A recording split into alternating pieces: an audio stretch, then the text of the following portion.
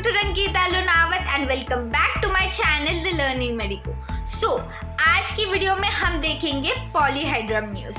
So also for handwritten notes of all my videos you can follow me on Instagram at The Learning Medico. Link description box में दी हुई है.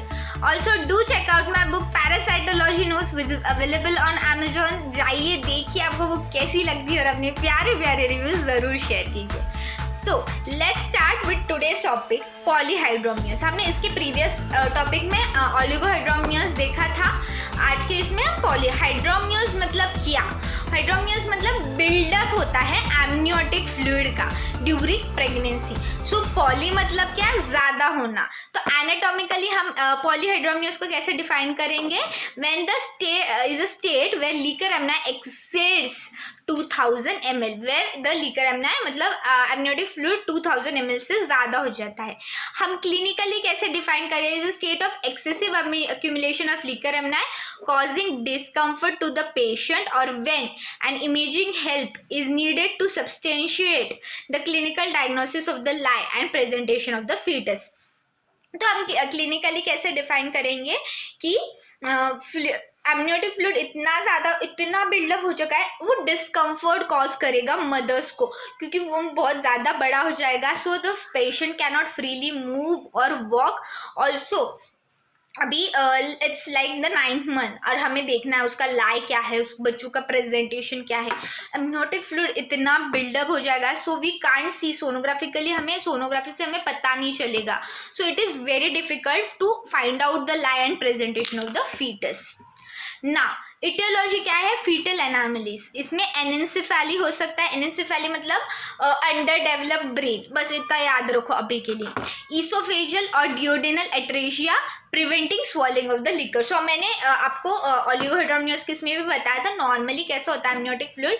बच्चा है ना, amniotic fluid निकलता है, then it's goes to the kidneys and then it's filtered and urine through बाहर आता है and it becomes the amniotic fluid. ऐसे नॉर्मली होता है. बट क्या हो जाएगा जब ईसोफेजियल एट्रेशिया मतलब यहाँ पर ईसोफेजियल एट्रेजिया यानी कि ईसोफेगस जो है वो थोड़ा छोटा हो जाता है बच्चों का, तो देन द बच्चू can not swallow the liquor amnii, इसलिए वो स्वॉलो नहीं कर सकता, इसलिए बहुत सारा एमनियोटिक फ्लूइड बिल्डअप हो जाता है बाहर. हाँ, what was I was saying? Facial cleft. Facial cleft में क्या हो जाता है? बच्चों के यहाँ पर है ना क्लेफ्ट आ जाता है. सो द बच्चू can not swallow and neck masses by interfering normal swallow, so the bachchu cannot swallow the amniotic fluid. Yes, hydrops fetalis is due to rhesus isoimmunization. मतलब नहीं क्या नेगेटिव प्रेगनेंसी जो होती है उसमें, RH नेगेटिव प्रेगनेंसी में. Placenta में chorioangioma of the placenta.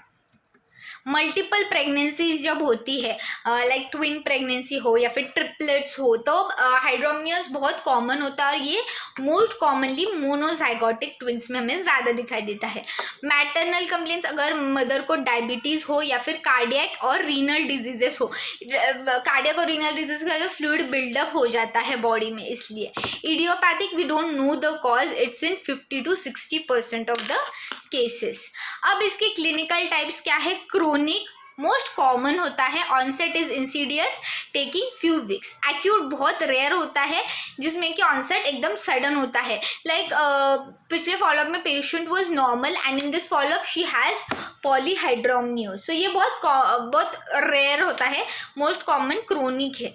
तो क्रोनिक है, इसकी वजह से वी नो दैट या we can go for further management very quickly. Early diagnosis हो जाता है. सो पॉलीहाइड्रोमियोस में भी माइल्ड जब डीवीपी यानी deep vertical pocket. Deep vertical pocket is more then 8 to 11 centimeter. It is moderate when the deep vertical pouch is 12 to 15 centimeter and it is severe when the deep vertical pouch is more than or equal to 16 centimeter. So it's mild, moderate and severe. Now symptoms. Respiratory में dyspnea or even remain in the sitting position for easier breathing. Respiratory symptoms आते हैं, Disney आ जाता है patient को, palpitation आ जाते हैं, oedema होगा legs का.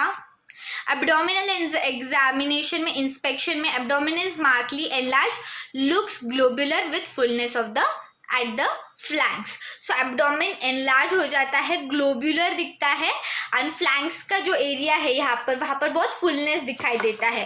Palpitation, the height of uterus is more than the period of amenorrhoea. Height of uterus is more than the period of amenorrhoea. Investigations में what we can do sonography.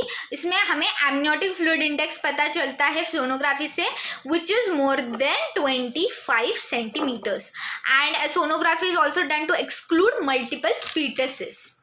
To note the lie and presentation of the foetus, मतलब क्या है presentation baby का। To diagnose any foetal congenital malformation.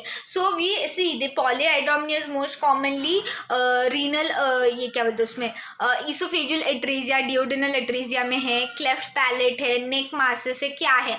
So we can find the what is the congenital, is there any congenital malformation in the fetus. अब इसका differential diagnosis क्या हो सकता है।